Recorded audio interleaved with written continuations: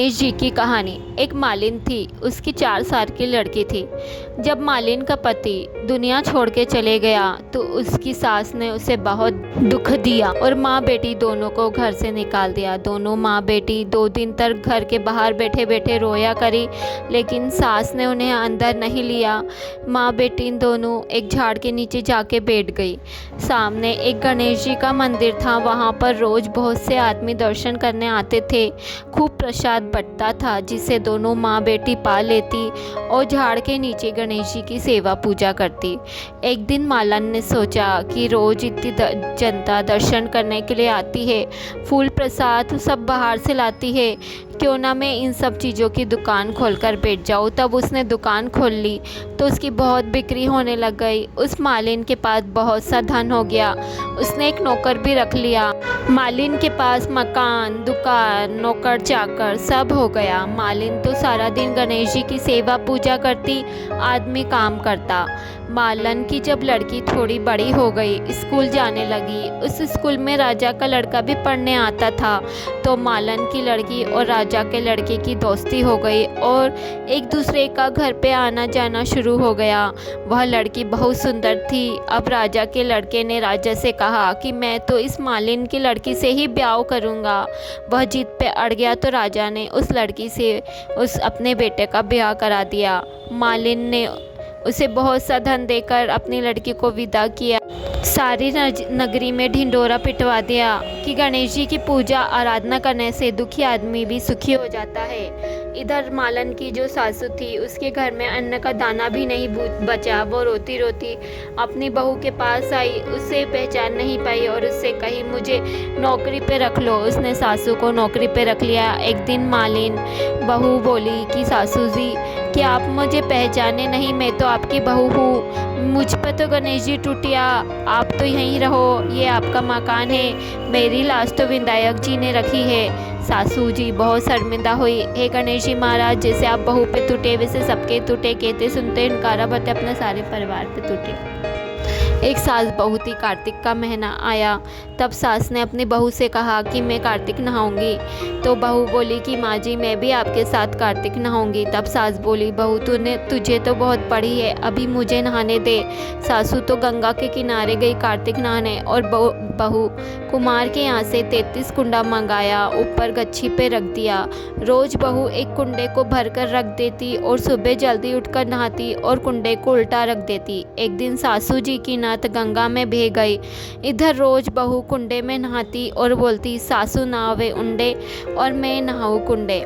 जितना कि गंगा की धारा कुंडे में आ गई और उस धारा के साथ सासू जी की नथ भी आ गई। नथ देखकर बोली कि यह तो हमारी सासू जी की नथ है। महीना पूरा हुआ, सासू जी घर पे आई और नथ पहनकर बहू सास को बधाने आई तो सासू की नज़र नथ पे पड़ी। सास बोली, यह तो मेरी नथ है, तू कहाँ से लाई? तो बहू बोली कि सासू जी, आप तो नहाया उंडे और मैं घर पे नहाई कुंडे। मैंने राधा दामोदर जी का नाम लिया, गंगा जी का नाम लिया, तो गंगा की धारा मेरे कुंडे में आई, उसके साथ आपकी नथ भी आ गई। सासू बोली कि मैंने तो ब्राह्मण भोजन कराना है। तो बहू बोली कि सासू जी, अगर आप 2 ब्राह्मणों को जिमाओ तो 2 ब्राह्मण मेरे भी जिमा देना, मैं भी कार्तिक नहीं हूँ। तो सासू बोली, तू कहाँ कार्तिक नहीं है? तब बहू बोली, चलो ऊपर मैं आपको दिखाती हूँ। जब सास को ऊपर ले गई बहू तो देखा 33 का 33 कुंडिया सोने का हो गया है। सास बोली, बहू तू तो बहुत भाग्यवान है, तुझे तो साक्षात गंगा मैया ने दर्शन दिए हैं और तेरा कार्तिक स्नान कराया है। राधा दामोदर जी जैसे आप बहू पे टूटे, सब पे टूटे। इल्ली घुने की कहानी। एक इल्ली थी और एक घुन था। इल्ली ने बोला घुन से, चल भाई कार्तिक नहावे। तो घुन बोला, मुझे तो बहुत ठंड लगती है, मैं नहीं नहाऊंगा। तो इल्ली तो कार्तिक नहा लेती, लेकिन घुन नहीं नहाता। कार्तिक पूर्णिमा होते होते दोनों जन मर गए। इल्ली जो कार्तिक नहीं थी, उसके पुण्य से उसने राजा की लड़की के घर जन्म लिया और घुन नहीं नहाया तो वो उसी घर में मेंढक बना। अब राजा की लड़की बड़ी हो गई, उसका ब्याह का समय आया, उसका ब्याह रचाया। अब वह विदा होके जाने लग गई तो उसका रथ रुक गया। तो राजा रानी ने पूछा, रथ क्यों रोका है? तेरे को कुछ मांगना है तो मांग ले। वह बोली, इस मेंढक को सोने की साकली से मेरे रथ के पीछे बांध दो। राजा रानी ने बोला कि यह क्या मांग लिया, तू और कुछ भी मांग लेती तो हम दे देते। तो राजा रानी ने सोने की साकली से उसके पीछे मेंढक को बंधवा दिया। अब रानी महल में ऊपर गई तो उस मेंढक को नीचे बांध दिया। अब जब भी वह महल से चढ़ती उतरती मेंढका कहता, ए चटको मटको श्याम सुंदरी थोड़ा सा पानी पिला दे, तो वह कहती कि मैंने तो पहले ही कहा था तू कार्तिक नहा ले। एक दिन रानी की देरानी जिठानी ने ऐसे बात करते हुए सुना और उसने राजा के लड़के को लगा दिया कि तेरी बीवी है कि जादूगरनी, वो दूसरों से तो बात नहीं करती लेकिन जानवरों से बात जरूर करती है। तो उसने बोला कि जब तक मैं आंखों से नहीं देख लेता मैं सारी बात नहीं मानूंगा। एक दिन वह छुप के खड़ा हो गया। अब वह नीचे उतरी तब वापस मेंढके ने वही बात की, उसने वही उत्तर दिया। तब वह तलवार निकाल के खड़ा हो गया कि तू इस मेंढक से क्या बात करती है, सारी बात बता, नहीं जे तुझे तलवार से काट दूंगा। उसने सारी बात बताई। तब राजा के लड़के ने बोला कि क्या कार्तिक नहाने से इतना पुण्य मिलता है? तब उसने बोला हाँ, कार्तिक के नहाने के पुण्य से मैं रानी हुई हूँ और घर में राजपाट कर रही हूँ। तब राजा ने लड़के ने कहा कि आज से अपन दोनों भी जोड़े से नहाएंगे, खूब दान पुण्य करेंगे। इससे उनके घर में खूब अटूट धन संपदा के भंडार हो गए। हे कार्तिक के राय दामोदर, जैसे आपने इल्ली को दिया वैसे सबको देना, जैसा घुन को दिया वैसे किसी को मत देना। तुलसी जी की कहानी। कार्तिक के महीने में सब कोई तो तुलसी माता को सींचती, सब कोई सींच कर आती और एक बूढ़ी ढोकरी तुलसी माता की पूजा करती और तुलसी माता से रोज कहती, तुलसी माता सत की दाता मैं सींचू बीरवा तेरा, तू कर निस्तारा मेरा। हे तुलसी माता अड़वो दीजिए, गड़वो दीजिए, पीताम्बर को पेरन दीजिए, चटके की चाल दीजिए, पटके की मौत दीजिए, श्री कृष्ण भगवान की खान दीजिए, हर हर करते वेखुंड ले जाओ, चंदन की लकड़ी दीजिए, झालर की झनकार दीजिए, 11 का दिन दीजिए। और इतना कह कर आती। अब इतनी सब बातें सुनकर तुलसी माता सूखने लगी। तब भगवान बोलिया कि सारी औरतें आवे पूजा करती है, तुझे सींचती है, फिर भी तुम इतनी सूख कर दुबली क्यों हो रही हो? तब तुलसी माता बोली, एक बुढ़िया माई आती है, वो इतनी सब बातें कहती है, मैं उसको सारी बातें तो दे दूँ लेकिन वह मरेगी जब मैं कृष्ण का कंधा कहाँ से दूँ? तब वो कृष्णा जी ने कहा, तो फिक्र मत कर तुलसी, जब वह मरेगी तब मैं उसे कंधा दे दूँगा। अब एक दिन वह डोकरी मर गई, मर के बहुत भारी हो गई। गाँव वाले उठाने लगे तो उठी नहीं। इतने में भगवान एक लड़के का रूप रख कर आए और गाँव वालों से बोला कि सरक जाओ, मैं उठा दूंगा। तब गाँव के लोग बोले कि बड़े बड़े तो हम कोई उठा नहीं पाए, तू छोटो से छोरो कैसे उठा लेगा? तब भीड़ में से एक बूढ़ा आदमी बोला कि भाई इससे भी अपनी ताकत लगा लेने दो। अब ब्राह्मण को लड़के ने बुढ़िया माई के कान में कहा, ले बुढ़िया माई अपने मन की निकाल ले, तू अड़वो ले, गड़वो ले, पीताम्बर को पेरन ले, भगवान श्री कृष्ण की खान ले, बैकुंठ को वास ले, कृष्ण का कंधा ले। इतना सुनते ही डोकरी हल्की हो गई। भगवान उसे अपने कंधे पे उठा कर ले गए, उसकी मुक्ति हो गई। तब गाँव के लोग बोलिए, ये लड़के तो भगवान ही है। हे तुलसी माता, उस डोकरी की मुक्ति की, उसको सब सुख दिए, वैसे सबकी मुक्ति करना। कहते सुनते हुनकारा भते अपने सारे परिवार की करना, हमें भी करना। एक गुजरी थी, उसने अपने बहू को दूध दही बेचने के लिए भेजा। अब बहू गई दूध दही बेचने तो उसने देखा सब औरतें पीपल पथवारी सींच रही है, तो उसने उनके पास गई और बोले, इनको सींचने से क्या होता है? तो सब बोलने लगे, इसको अब सींचने से अन्न धन मिलता है, बरसों का बिछड़ा हुआ पति मिलता है, निरोगी काया मिलती है, सब सुख मिलता है। तो उसने बोला, ठीक है, तुम लोग तो जल से सींच रही हो, मैं तो दूध दही से सींचूंगी। अब वह रोज सास उसको दूध दही बेचती तो वह सारा दूध दही पीपल पथवारी में चढ़ा देती। अब सास पैसे मांगने लगी तो वो उसने बोला कि सासू जी महीना पूरा होगा जब पैसे दे दूंगी। अब ऐसा करते करते महीना पूरा हो गया।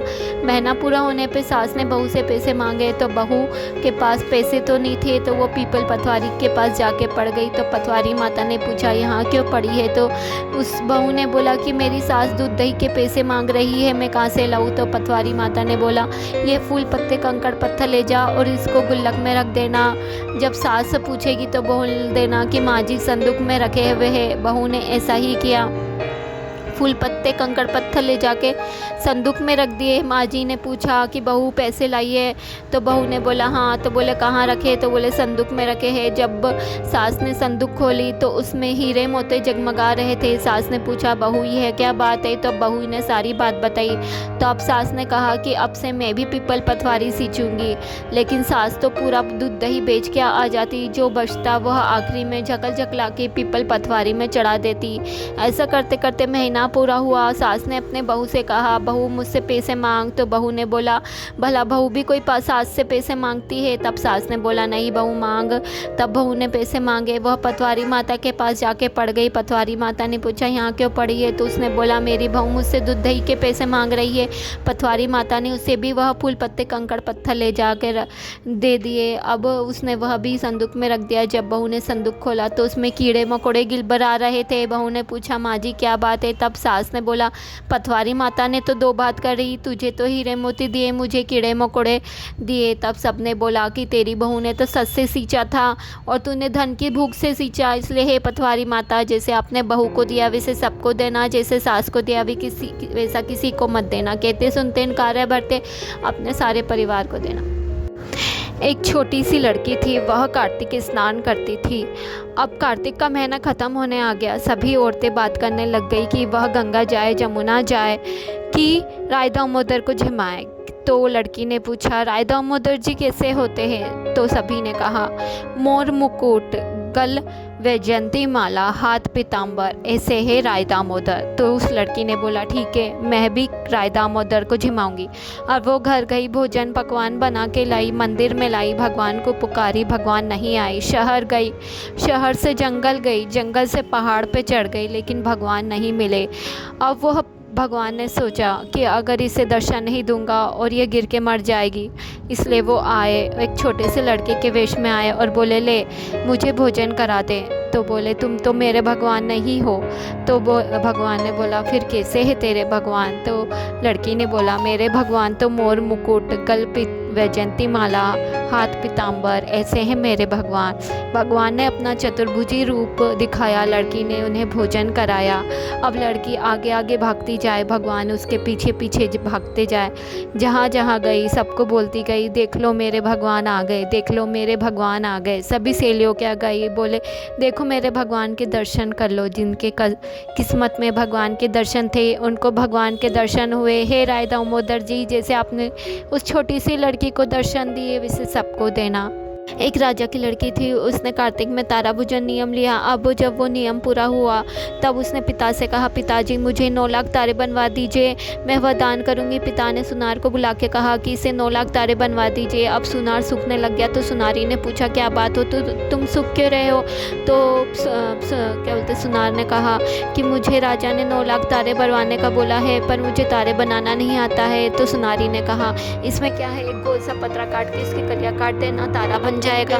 सुनार ने ऐसे तारे बनवा के राजा की लड़की को दे दिए। अब राजा की लड़की ने बहुत सा दान पुण्य किया। उधर पर भगवान का सिंहासन डोलने लग गया कि कौन इतना दान पुण्य कर रहा है। पता लगाया, 2 पुर देखा तो कोई नहीं था, तीसरे पुर देखा तो नहीं था, चौथे पुर देखा तो राजा की लड़की बहुत दान पुण्य कर रही है। तो भगवान ने अपने दूतों से कहा जाओ उसे लेके आ जाओ। अब दूत आए, राजा की लड़की को स्वर्ग ले जाने के लिए आए। तो लड़की ने बोला मैं ऐसे नहीं जाऊंगी, मैं तो सारी प्रजा को, सुनार को जिसने मेरे लिए तारे बनाए हैं इन सबको लेकर आऊँगी। तो दूतों ने बोला ठीक है, सबको लेके जाने लग गए। अब इतने में राजा की लड़की को अभिमान हो गया कि अगर मैं तारा भोजन नहीं करती तो इन सबको स्वर्ग देखने को कैसे मिलता। तो दूतों ने उसे नीचे उतार दिया कि उतरो, तुम्हें अभिमान हो गया है इसलिए तुम भगवान के पास नहीं जा सकती हो। तब उसके बाद दूत भगवान के पास पहुँचे और भगवान ने पूछा कि इन सब में तारा भोजन करने वाली कौन है। तब दूतों ने कहा कि उसे तो हमने नीचे उतार दिया था क्योंकि उसने अभिमान किया था। तब भगवान ने कहा नहीं नहीं, उसे ले आओ, उसने 7 बार क्षमा मांग ली है, क्षमा करो भगवान, क्षमा करो। भगवान जैसे राजा की लड़की को अपने स्वर्ग दिखाया वैसे सबको दिखाना, कहता सुनता उनकारावत अपने सारे परिवार को दिखाना, हमें भी दिखाना। जय भगवान की। राम लक्ष्मण की कहानी। एक ससुर था, एक बहू। तो ससुर को रोज़ सुबह जल्दी भूख लग जाती, तो बहू बोली ससुर जी की आपको रोज़ सुबह भूख लग जावे तो आप किसी बात का नियम ले लो। तब ससुर जी ने नियम लिया कि वे रोज़ राम लक्ष्मण जी के मंदिर जाके फिर रोटी खाएंगे। रोज़ इसी तरह करते और बहू उनको गरम गरम रोटी देती। एक दिन वो मंदिर जाना भूल गए। बहू ने थाली पुरसी और वो झिमने बैठ गए। तब उन्हें याद आई कि मैं तो मंदिर गया नहीं। दाल चावल के उन्होंने हाथ भी नहीं धोए और जल्दी से भागते हुए मंदिर गए। जब मंदिर से आए तो हाथ के जो दाल चावल थे वे हीरे मोती से चमक गए। बहू ने बोला ससुर जी ये आपका हाथ तो हीरे मोती से चमक रहा है। तब ससुर जी ने देखा और बोला कि मेरे तो राम लक्ष्मण टूटा है। तब बहू बोली देखो ससुर जी मैंने तो पहले आपसे ही किया था कि किसी की बात का नियम लो तो भगवान अपनी सुनेगा। हे राम जी लक्ष्मण जी, भगवान जैसे आप उस ससुर जी पे टूटे वैसे सब पे टूटना। कहते सुनते हंकारा भरते पूरे परिवार पे टूटना। अधूरी हो तो पूरी करना, पूरी हो तो मान करना। जाटका भाटका की विश्राम की कहानी। एक जाटका था, एक भाटका था। जाटका तो ससुराल जा रहा था और भाटका अपनी बहन के यहाँ जा रहा था। दोनों जन कुएं की पाल पर मिले तो बोले चल भाई विश्राम ले ले। तो भाटका बोला कि मैं तो बहन के यहाँ जा रहा हूँ, जल्दी आ जाऊँगा। तू तेरे ससुराल जा रहा है, 8 दिन रहेगा, बहुत लाड़ चाड़ होगा, तू विश्राम ले ले। तो जाटके ने तो चावल का दाना और जल को ग्लास से भरकर विश्राम ले लिया और भाटका अपनी बहन के यहाँ चले गया और देखा तो वहाँ पर आग लग गई तो बुझाते बुझाते उसकी टाट गंजी हो गई। इधर जाटका जब अपने ससुराल गया तो उसके ससुराल में उसका खूब लाड़ चाव हुआ। अब दोनों जन वापस आने को निकले। तब दोनों जन वापस मिले। तब उस जाटके ने पूछा भाई क्या हाल है। तब उसने बोला कि मेरी तो बहन के यहाँ गया तो रोटी भी खाने को नहीं मिली और आग अलग लग गई जिसे बुझाते बुझाते इतना टाइम हो गया। तब जाटका बोला भाई मैंने तो पहले ही कहा था कि चल विश्राम ले ले। इस पर भाटका बोला तू ही कर विश्राम, मैं तो अपने घर जाऊंगा, माँ गरम गरम रोटी देगी, आम का अचार देगी। तो जाटके ने तो विश्राम किया, घर गया। लेकिन भाटका जैसे ही घर गया तो माँ सामने से लकड़ी लेकर दौड़ी कि जा अपनी भैंस घूम गई है, ढूंढ कर लेकर आ, तभी रोटी खाने को मिलेगी। सारा दिन हो गया भैंस को ढूंढते ढूंढते, लेकिन भैंस नहीं मिली।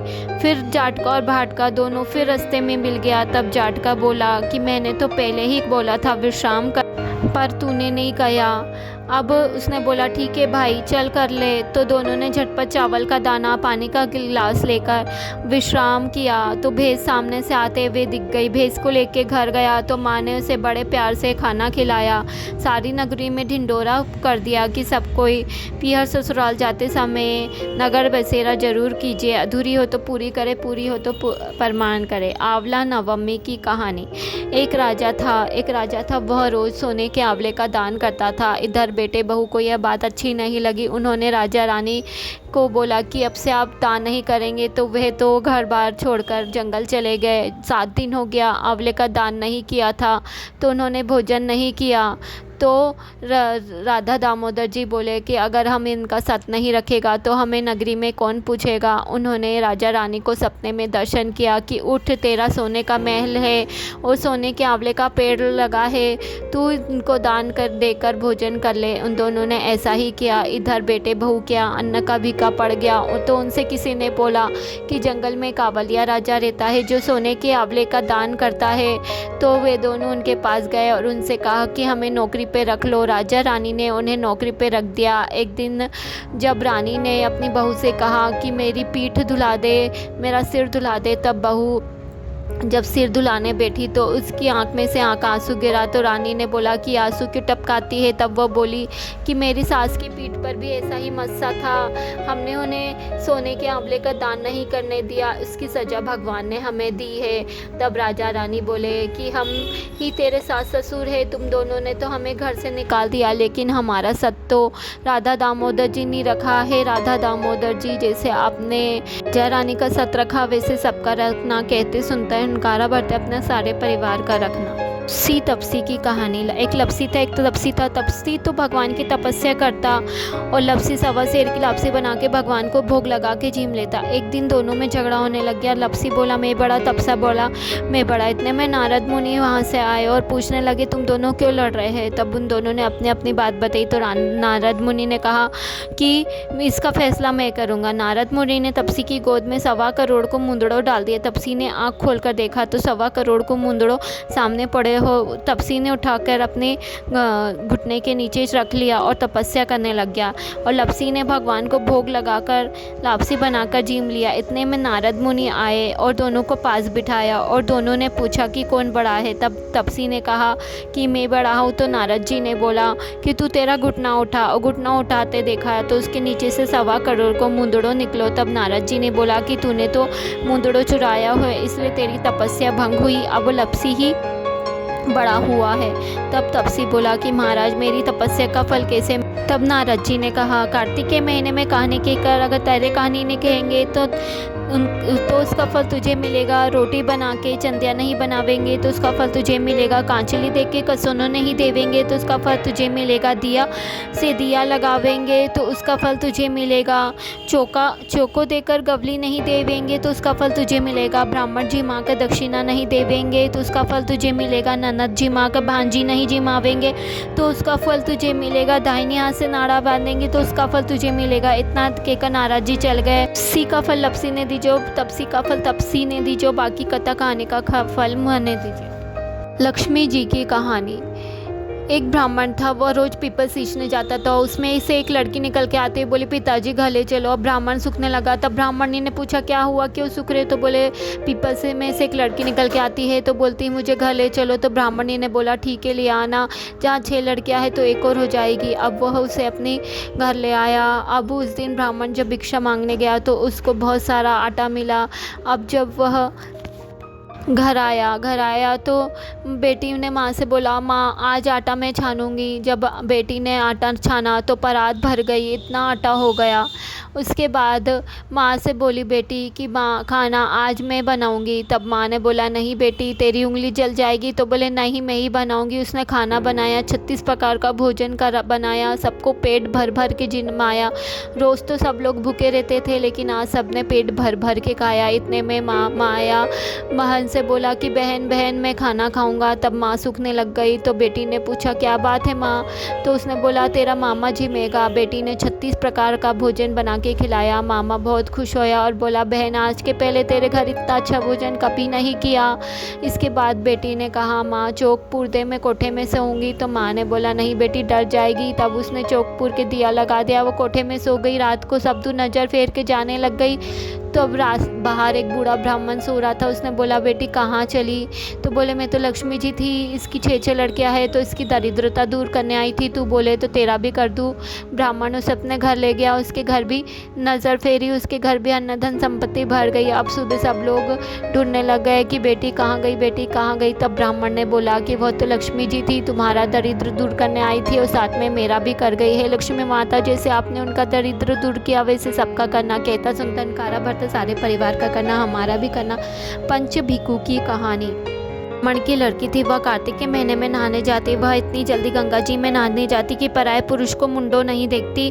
5 गांव का राजा को वो लड़की भी जल्दी उठकर गंगा जी नहाने जाता। मन में विचार करता कि मेरे से पहले कौन जल्दी उठकर नहाने आया है, मेरे समझ में नहीं आवे। जब कार्तिक का आखिरी का 5 दिन बचा तब ब्राह्मण की बेटी रोज़ सवेरे जल्दी नहाने जाती और झटपट नहाकर आने की जल्दी रहती। एक दिन जल्दी में वह अपनी माला भूल के आ गई। तब राजा के कंवर जब गंगा जी में नहाने गए तो वह माला देखी। माला बड़ी सुंदर थी तो इसे पहनने वाली कैसे सुंदर होगी, उसको भी देखना चाहिए। अब वह बेटी घर आई और बाप से बोली कि पिताजी मारी माला तो राजा के कंवर ले गए, आप माला लाकर मारे दे दो। तब ब्राह्मण राजा के बेटे के पास गया और बोला मेरी बेटी की माला आप लाए हो सो मारे दे दो। तब ब्राह्मण के कंवर बोले मैं ऐसे नहीं दूंगा, आपकी बेटी के 5 रात्रि हमारे पास भेज दो, जब उसकी माला दे दूंगा। अब ब्राह्मण घर पे आए और अपनी कन्या से बोलो कि 5 रात राजा के कंवर ने मांगी है सो थारे देनी है। कन्या बोली मैं तो जाने को तैयार हूँ, पर आप राजा के कंवर से कहकर आओ कि साग भरने के लिए किसी को बिठा देंगे। तब पिताजी राजा के कंवर के पास गए। तब उसने साग भरने के लिए एक तोते को पिंजरे में टांग दिया। अब रात की 12 बजी। वह भगवान का नाम लेकर राजा के पास गई। राजा के बेटे को नींद आ गई। फिर उसने तोते से कहा कि तोता भाई तू मेरी साग भर देना। तो उसने बोला भला भाई भी कोई साग भरता है। तो उसने बोला तोता देवर मैं तेरे पैर में नेवल डालूंगी, तू मेरी साग भर देना। तो उसने बोला ठीक है भर दूंगा। राजा का कुंवर जब सुबह उठा उसने पूछा क्या वो आई थी। तो उसने बोला हाँ आई थी। कैसी थी। तो बोले अम्बा बिजली होली जैसी, झाल केल जैसी, कामली गुलाब जैसी। तब राजा ने सोचा अभी तो 4 रात बाकी है, अब तो वह सुपारी का बिस्तर करके सोऊंगा तो नींद कैसे आएगी। दूसरे दिन 12 बजे इधर राजा के कंवर को नींद लग गई। तो वो ब्राह्मण की बेटी तोते से बोली कि उस कंवर से कह दीजिए कि 2 रात पूरी हो गई है। उसके बाद राजा का बेटा सुबह उठा और उससे पूछा तोते से क्या वो आई थी। तो उसने बोला हाँ आई थी। अब तीसरी रात को उसने सोचा कि अब तो मैं नारेला का बिस्तर करके सोऊंगा तो मुझे नींद कैसे आएगी। तीसरी रात को 12 बजे फिर वह कन्या महल में घुसी। राजा के कंवर को नींद लग गई। तोता बोला कि सुबह से बोली कि मेरी साग भर दीजिए, बोल दीजिए कि आज 3 रात पूरी हो गई है। अब वो उठा राजा का बेटा सुबह पूछा क्या वो आई थी। तो राजा उसने बोला हाँ आई थी। अब राजा के लड़के ने मन में विचार किया आज तो कांटे का बिस्तर लगा के सोऊंगा तो कैसे नींद आएगी। चौथी रात को 12 बजे कन्या आई। राजा को नींद लग गई तो वह सुबह से कह के चली गई कि राजा से कह दीजिए कि आज 4 रात पूरी हो गई है। अब राजा के लड़के ने कहा कि अब तो 5वीं रात है। वह उंगली चीरकर और आंखों में मिर्ची डालकर बैठ गया और हाय हाय करने लग गया। 5वीं रात को राजा के कंवर हाय हाय करे नींद नहीं आवे है। राजा ने बोली हमारी नगरी में कौन इतना दुखी है। तब रानी बोली कि थारो पापी बेटो है, उसने ब्राह्मण की बेटी को 5 रात महल में बुलाई है पर भगवान ने इसका सत रखा है। आज 5वीं रात है, आपके लड़का उंगली में चीरो लगा के नमक मिर्ची भर के सोया है जिसका हाय हाय करे है। तब राजा साहब ने नौकर से कहा कि ऐसा दुष्ट लड़का अपनी नगरी में नहीं होना चाहिए, इसको बाहर निकालो। इधर रानी ने उस ब्राह्मण की लड़की को बुलाकर अच्छों सो लड़कों देखकर उसका ब्याह कर दिया और राजा के कंवर ने जाकर उस ब्राह्मण की लड़की को चूनर उड़ा दी और वे धर्म का भाई बहन बन गया है। राधा दामोदर जी भगवान जैसे उस ब्राह्मण की लड़की का सत रखा वैसे सबको सत रख जियो। कहते सुनता हंकारा भरते अपने सारे परिवार को रख जिए।